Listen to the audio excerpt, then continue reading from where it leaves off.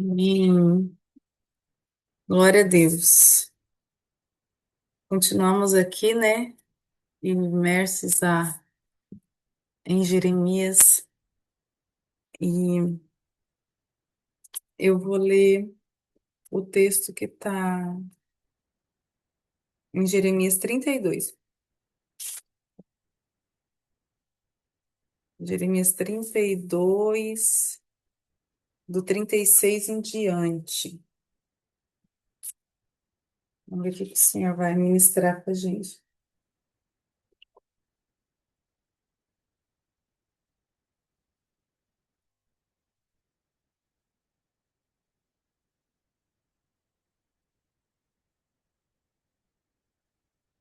Vamos orar primeiro, né? Antes da gente ler. Amém. Obrigada, Espírito Santo, por esse tempo. Obrigada, Deus, pela tua palavra que nos sustenta, que nos ensina, e que nesta manhã o Senhor possa nos revelar coisas novas, do mais íntimo do teu ser e do teu coração, que nós possamos aprender mais sobre ti, Jesus. Em nome de Jesus, nos leva a te conhecer em outros níveis, em níveis mais profundos, e o teu nome seja engrandecido e glorificado. É assim que eu declaro nesta manhã. Amém. A palavra do Senhor diz assim, Jeremias 32, a partir do 36. Agora quero dizer algo mais a respeito desta cidade. Vocês afirmam, ela será entregue ao rei da Babilônia por meio de guerras, fome, doença. Mas assim diz o Senhor, o Deus de Israel. Certamente eu trarei o meu povo de volta de todas as nações entre as quais espalhei em minha fúria. Eu os trarei de volta para este lugar e farei que vivam em segurança. Eles serão o meu povo e eu serei o seu Deus. Eu lhes darei um só coração e um só propósito: adorar-me para sempre, para o seu próprio bem e para o bem dos seus descendentes. Estabelecerei com eles uma aliança permanente. Jamais deixarei de lhes fazer o bem. Porém, em seu coração um desejo de me adorar, e ele nunca se afastará de mim. Terei alegria em lhe dizer, em lhe fazer o bem, e os plantarei nesta terra firmemente, de todo o coração. Assim diz o Senhor, assim como trouxe todas estas calamidades para eles, também lhes darei todo o bem que prometi. Campos voltarão a ser comprados e vendidos nesta terra sobre a qual hoje vocês dizem, foi arrasada pelos babilônios. É uma terra desolada, em que não há mais pessoas nem animais. Sim, campos voltarão a ser comprados e vendidos, e escrituras serão assinadas na terra de Benjamim, aqui em Jerusalém, na cidade de Judá, na região montanhosa nas colinas de Judá, do Negueb, pois um dia eu restaurarei a sua terra. Eu, o Senhor, falei. Amém? Glória a Deus. Depois de tanto juízo, depois de tantas palavras duras, né? De juízo de Deus sobre a nação, o Senhor vem e traz aqui também uma palavra de esperança para eles. Então, Deus ele sempre vai ter uma palavra de esperança para gente. Vem os momentos difíceis, vem as dificuldades e tribulação, mas não há em nenhum outro lugar que a gente possa encontrar palavras de esperança como no Senhor. Lembra os discípulos quando Jesus veio e falou para eles uma palavra muito dura e todos os que estavam ali, um a um, foram se afastando, um a um. Aí quando Jesus olha, só ficou os 12. E aí Jesus pergunta: Mas por que que vocês ainda estão aqui? Por que que vocês também não foram embora como os outros? Então eles respondem: Para onde nós iremos? Para quem nós iremos se só tu tens palavras de vida eterna? Então, por mais que há momentos na nossa caminhada com Deus que vão ser difíceis, que vão ser pesada, que vai ter orientação das quais a gente não quer seguir, mas só Ele tem palavras de vida eterna. Só no Senhor a gente pode encontrar esperança real e paz verdadeira. Porque, olha, tem um texto mais adiante que eu achei bem no versículo, no próximo capítulo 33, o versículo 9. Eu até anotei. Ele fala assim, ó: Virá o dia, porém, em que curarei as feridas de Jerusalém e darei prosperidade e paz verdadeira. Se Deus está dizendo que ele vai dar uma paz verdadeira, deve ser porque existe uma paz mentirosa, né? Uma paz falsa. Igual a gente conversando aqui aquele dia na casa de oração, né? Que você comentou, você voltando do mercado, chegando em casa e falando assim: Mas parece que antigamente era mais fácil, eu era mais feliz, tinha menos peso. Tudo falso, tudo mentira. É a paz falsa do mundo. E o Senhor, ele tem paz verdadeira pra gente. Mesmo a gente tendo tribulação, tendo problemas, tendo dificuldade, tendo coisa para resolver aqui dentro da gente, ele tem uma paz real. Ele tem uma paz verdadeira. Ele tem palavra de esperança. Lá no mundo não tem. Não tem. Lá tem uma ilusão. É uma ilusão, não é nada real, não é nada verdadeiro. Então vale muito a pena. E aí o Senhor ele pega que ele nos promete o quê? O que eu acho mais maravilhoso, que lhes darei, olha só no versículo 39, lhes darei um só coração e um só propósito. E qual que é o único propósito e o único coração? Ele explica: adorar-me para sempre. Ah, Deus, ele é um Deus muito arrogante, porque ele só quer adoração para ele. Ele quer que todo mundo esteja em volta dele. Deus, olha, não, todo mundo vem aqui me adorar. Mas sabe por quê? Olha no versículo seguinte. Quando eu tenho o coração em adorar, buscar a Deus, não é para o bem de Deus. Deus é Deus, independente de mim e de você. Ele não precisa da gente para ser Deus. Ele é Deus. Ele não precisa de mim para ser Deus. Aí no aí no, ele vai seguir, ó, adorar-me para sempre, para o seu próprio bem e para o bem dos seus descendentes. Um coração com o propósito de adorar a Deus não é para o bem de Deus, é para o meu bem, é para o bem da minha descendência. E é o próprio Deus que me dá esse coração. Porque ele fala: Eu lhes darei um só coração e um só propósito.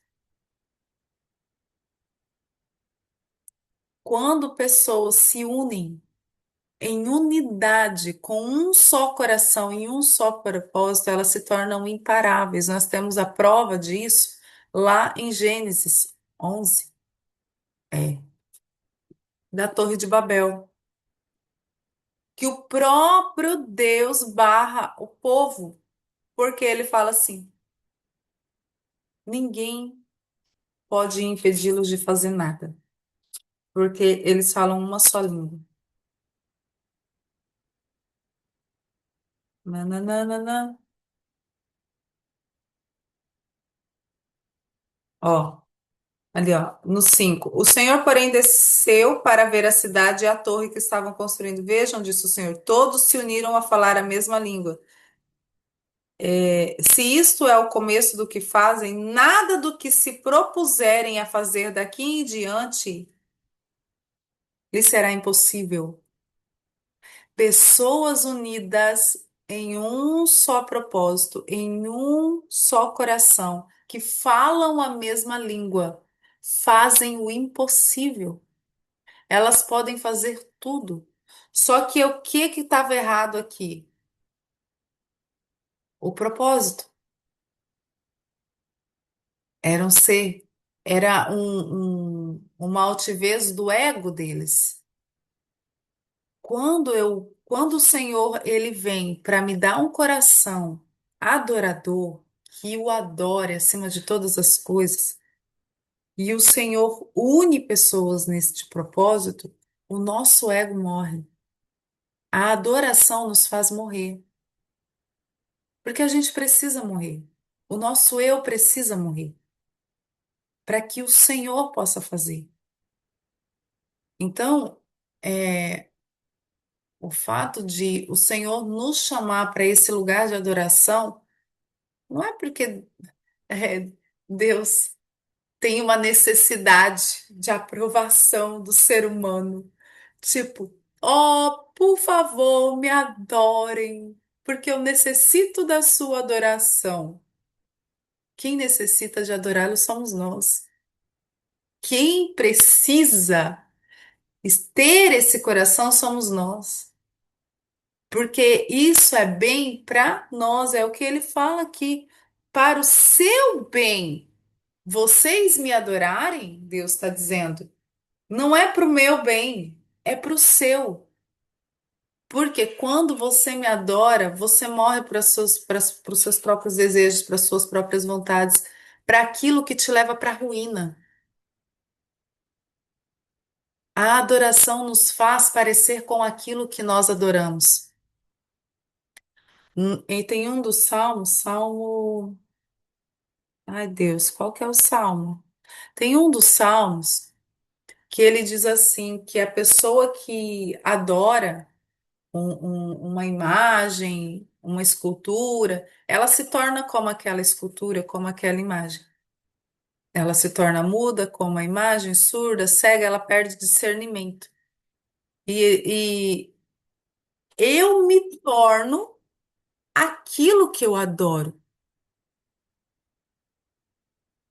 Então, se eu tenho um coração adorador, eu vou me tornar cada vez mais como Deus, com o coração de Deus, com a mente de Deus, pensar, olhar, com o entendimento de Deus. Então, eu o adorá-lo não é para o bem de Deus, é para o meu bem. E Ele coloca esse coração em nós. E é o que eu busco no Senhor, dar-me um coração que adore a Deus, que o ame acima de todas as coisas. E, e aí depois ele continua aqui, né? Que esse para o nosso bem, para o bem também dos nossos descendentes. Então, eu me colocar nesse lugar não termina em mim. Em mim é só o começo. Tudo que Deus tem para fazer na minha casa, e eu sou só o começo.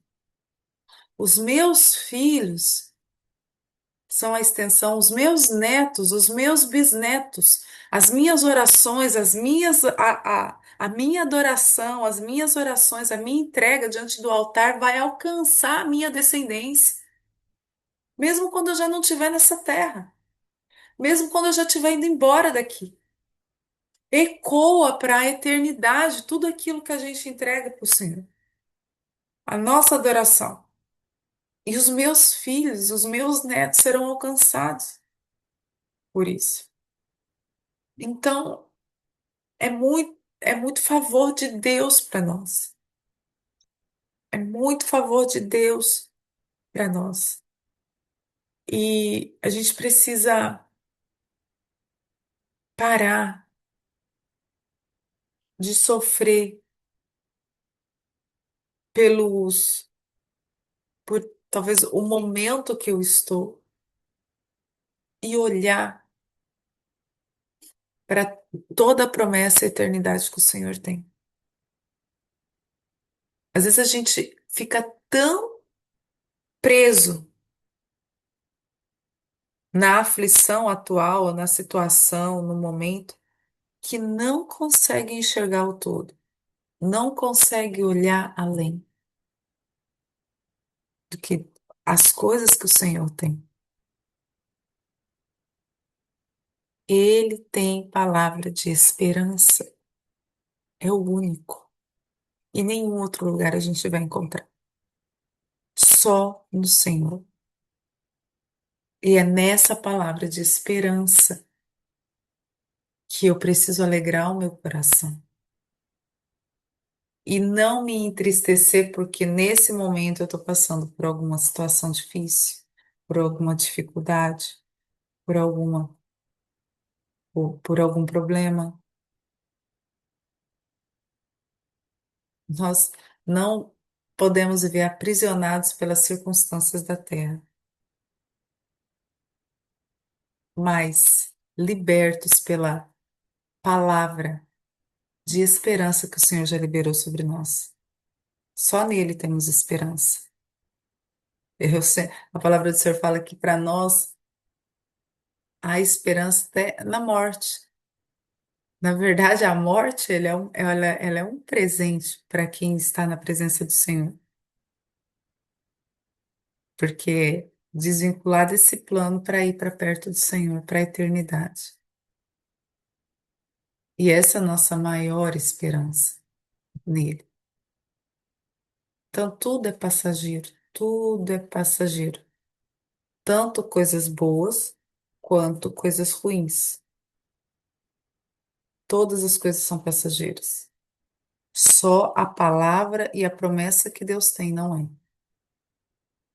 As palavras de esperança, a promessa que isso não é passageiro, isso é eterno. E é no que é eterno que a gente tem que se agarrar, e não no que é passageiro.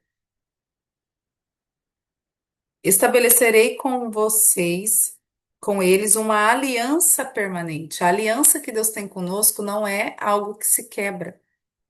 Ela é permanente, algo que, independente dos tempos, independente das situações, ela permanece, ela continua. Jamais deixarei de fazer o bem, porém em seu coração o desejo de me adorar. Deus coloca esse desejo de nós o adorarmos, e eles nunca se afastarão de mim. Em nome de Jesus, que nós sejamos essas pessoas escolhidas no Senhor para que tenha esse desejo em adorar o Senhor e jamais nos afastarmos dele, independente do que a gente tenha para viver nessa terra. E aí Deus ele diz que eu terei alegria em lhe fazer o bem e os plantarei nesta terra firmemente de todo o meu coração. O Senhor tem alegria em fazer o bem para nós. Os seus planos são planos de paz, como ele mesmo diz agora, não lembro em qual versículo aqui, né? Meus planos são planos de paz e não de mal, para vos dar o fim que desejeis. Deus, ele nunca fez assim planos de mal para nós. Só que às vezes para esse plano chegar, já passar uns perrengues, mas ele vai chegar. Ele vai chegar. E aí ele diz, ó, assim diz o Senhor, assim como trouxe todas essas calamidades sobre eles, também lhes farei todo o bem que lhes prometi. Deus cumpre suas promessas. Deus cumpre as suas promessas. Se o Senhor tem prometido, se o Senhor já ministrou algo, pode ter certeza, né? Como o sonho de José, né? José sonhou lá. Porque eu me vi num lugar de governo meu pai, minha mãe e meus irmãos se curvando diante de mim e tal. E essa palavra, essa essa esperança, isso que o Senhor colocou no coração dele, nunca morreu. E olha por todas as situações que ele passou para então ele chegar nesse lugar. Um poço, escravo, prisão, para então ele ser colocado. E às vezes nós precisamos passar por esses lugares, sabe por quê? Porque o nosso coração, ele é traiçoeiro e ele pode nos trair com soberba, achar que alguma coisa da qual eu estou vivendo é por mim mesma, porque eu sou muito boa, porque eu, porque se não fosse eu, se não fosse o meu talento, se não fosse o meu dom, se não fosse. Neném. E aí José ali, fosse o quê? Se não fosse a mão de Deus. Então, Deus, ele não divide a glória dele com ninguém, a mão dele com ninguém. E aí ele precisa, de tempos em tempos, estar nos colocando no nosso lugar, para o nosso próprio bem, para a gente não se perder, porque a gente se perde muito fácil. O nosso coração é muito traiçoeiro, o nosso ego é muito traiçoeiro. Quando pensa que não, você está se esquecendo de Deus e achando que alguma coisa é para você. E isso é uma armadilha terrível para a queda. A soberba, né, que a palavra diz, ela precede a queda. Então, que o Senhor verdadeiramente nos guarde. E Ele nos guardar, o sistema de Deus nos guardar é diferente. Toda essa situação que o povo passou, de estar sendo preso, tudo, era tudo Deus guardando, né? Mas é isso, é isso. Vamos nos apegar à palavra de esperança que Deus tem para nós e não às adversidades ou situações que temos vivido. Em nome de Jesus. Amém? Glória a Deus. Ah, o Billy tá roncando aqui, ó, dormindo aqui do meu lado e roncando. Sem vergonha, gente. Tá sonhando. Vamos orar então.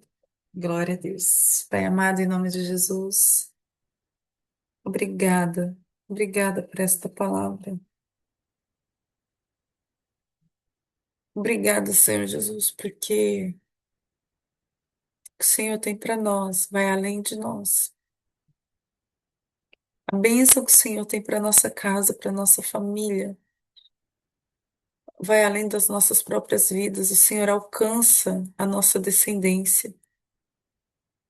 Senhor, não há outro lugar onde eu queira estar. Acende em nossos corações um, um desejo ardente por te buscar, por te conhecer. Acende, Jesus. Acende, Senhor. Nós desejamos isso. Nós clamamos por isso. Em nome de Jesus. Em nome de Jesus, Pai. Que o Senhor esteja conosco neste dia. Nós abençoamos este dia. Este é o dia que o Senhor já fez para nós. Um dia de boas notícias, um dia de realização, um dia de vida, de graça. Para a glória do teu santo nome. É assim que eu declaro neste dia, neste momento. Em nome de Jesus. Amém. Glória a Deus. Deus abençoe nosso dia. Amém.